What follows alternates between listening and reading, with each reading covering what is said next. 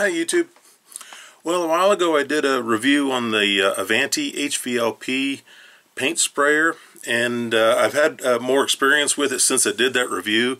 I did that one pretty early on, but I've had more time to use the HVLP sprayer. I've had more time to use the other gun, and I've got a lot more familiar with it, and I just wanted to basically give you, I guess, a little more in-depth review, information, whatever.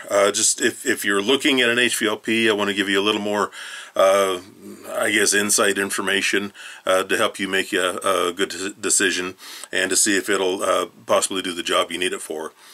So we've working on the computer here, so we're gonna switch over here, and I'll do some voiceover on the video that I've taken, and again, just hopefully we'll get you some more information. And if this is helpful, if you like these kind of videos, then please by all means like and subscribe. If you have any input, things that you'd like me to do different, or things that you can, there are things that I can do better, because I'm new at this. I'm trying to figure things out. So if there's something you see I can do better, then by all means give me some feedback. And on all my videos, I don't have links for a lot of stuff, but you can always check the description box down below and see if I have some information for you, some links or anything that might help you out farther on down the road. So with that, let's go ahead and have a look at the information we have. The first review I did was a couple of months ago, and again, we're looking at the Avanti HVLP two-stage paint sprayer. And like I said, I did do a review a couple of months ago, but I didn't have much experience with it at the time. And the way it comes out of the box, you get the blower and two guns, a detail gun and I guess a big volume gun. And I ended up doing a pretty big kitchen and a couple of bathrooms, and it was a nasty job. The contractor made a terrible mess out of it. But anyway, the paint sprayer performed very well, and being the dark green, it was actually a very tough job to do. But again, the paint sprayer worked very well. But one thing to keep in mind with this sprayer, it's cheap. You need to buy it on sale if you can, because there are no parts. So if you need to get parts for this unit, you have to buy a whole new kit. So you need to be careful as you're working on it. I learned a lot messing with it, and I got through this big paint job and didn't have any trouble at all. It's still perfectly serviceable even after all that work. But it's originally I thought you could be a little more casual with it, but you really don't. You really need to kind of look after these things, and they're easy to clean. There's nothing to them to clean, but you do need to look after them, because like I said, you got one shot. And they tear down really easy. It's basically all plastic. You've got the pickup tube, and it's literally just pushes in. On the big gun you can't turn it. On the small gun you can turn it. So you can pitch your gun up or down, but on the big gun it only goes in the one way. And then right beside the pickup tube, that little black tube, if you pull that out, that's actually a check valve that only allows the pot is actually pressurized, and so that little black tube is a check valve that allows air in and not out, or at least it slows the air down going out. And you take the nozzle apart. There's just the outer ring. You pull that off. And then there's the pattern adjuster that you turn for horizontal or vertical, and you can also get a cone with it. And when you pull that off, there's, I don't know what the white thing is, but the pattern adjuster is behind it to go from a cone to a fan. And so anyway, all this stuff just comes apart to make it really easy to clean. Cleaning is really not an issue at all. The one thing in here that can wear is this rubber gasket, and on the detail gun, the rubber gasket is quite thin, and you need to be really careful with it. I bought two sprayers, so I could spray two different colors at the same time. And on one of them, I tore up this little gasket before I really realized what was going on. So you need to be careful with these gaskets. The bigger gun, the gasket has a little more meat to it, and it's not quite as fragile. And also when you reassemble these things, I would put a real light coat of Vaseline on everything, just to kind of keep everything lubricated. And the little adjuster comes out, and if you have a leak at all this stuff can get filled with paint. So you need to be able to take it all apart. Harbor Freight has a package of brushes, long, skinny brushes, and it's well worth getting that for $3 or $4, so you can get in all this stuff and get the paint out.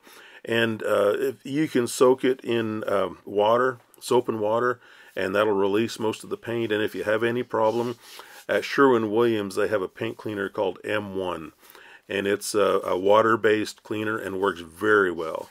And I soak some of these parts in the M1 to free things up. And anyway, it all cleans up no problem. You can also use acetone. If you're spraying a latex paint, you can use acetone, and that'll take the paint right off. The only challenge is getting the acetone to stay on long enough to soften the paint, but it's not a big deal. Now in this check valve, there's a little spring and a little rubber seal, I guess you might say it, or actual check valve. That little orange valve, that's your one-way check valve. And paint does get in there, and if you don't clean it well, it'll gob up inside there, and it'll prevent it from sealing well. So all that stuff really does need to come apart, or at least flush it out really well with it before your paint actually sets. But it's easy enough. It's really not that big a deal. It's just to take your time and make sure you're someplace that you're not going to lose your parts. There's that little spring and the little check valve that if they disappear, you're going to have a real hard time finding them. And again, not replaceable. So just be careful when you open all that stuff up. And it goes back in the gun. It's just a pressure fit, so it just pushes in, and you kind of wiggle it back out when you need to remove it. The same with the pickup valve or the pickup tube. It's just a friction fit. And then all your parts just slip back together. Like I said, they're all just plastic, and they're all keyed. They'll only go a certain way. And I would grease them a little bit. Just a little Vaseline or a little plumber's grease when you put it back together, just so they move smoothly. And it's really straightforward. There's really nothing to it. The only difference between the big gun and the detail gun is that the nozzle on the detail gun is brass, and well, the nozzle and the pin are both brass, so that it's a lot finer orifice. Excuse me, but it's not a deal. It's essentially the same thing. And it's take it as a part, or put it back together as it came apart. It's really straightforward. The gun will disassemble a little farther, but I didn't do it because I don't want to risk damaging anything. So if I get to a point where take it apart or throw it away, then I'll take it apart and see if I can fix whatever's wrong. But until I get to that stage, what I'm showing on the video is as far as I'm going to tear it down. Using the gun, it actually sprays very, very well. The big gun, so in this video I'm using the big gun, and it sprays very well. It takes a little bit of practice to get used to how the gun adjusts, the pattern adjustment and the volume adjustment. It does take a little getting used to, and I found that on the corners, whether it's where the panel went in or the edges of the frame, that I used the cone to put a fairly large volume of paint in those corners to make sure I got down inside the corner, and then I come back afterwards with a fan and blend all the paint together with the fan. So if you use the cone and move fairly quickly, then you can put concentrated paint down in those corners or on the edges that you can't get to, and then you can come back later and blend it in with the fan. And unless you can get straight vertical when you're spraying, then your pattern's going to be a little bit offset. You're going to end up with tails on the downward side, but it doesn't really matter. You get some paint in there and it'll all blend together. Now, the one biggest issue I found when spraying with this gun, Let's see if I can find that clip. Well, I'll come back to it when I see the clip. But actually, I found if you put on light coats, it actually works very well. If you put on multiple light coats, it works a lot better than putting on heavy coats, especially on a vertical surface. On a vertical surface, it's going to sag. Horizontal surface, you can lay down your paint pretty heavy. I mean, look at this. It looks orange peely, but when it dries, that all just disappears, and it lays down beautifully flat. There's some video later on of the dry paint, and it lays down really, really nice.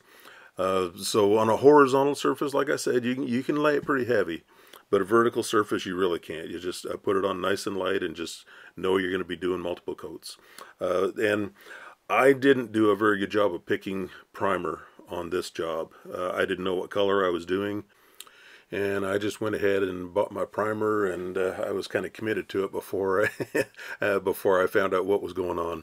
But regardless, if you pick your primer properly, then you shouldn't have any trouble covering in a couple of good coats. And again, you can see through this as it's drying that orange peely.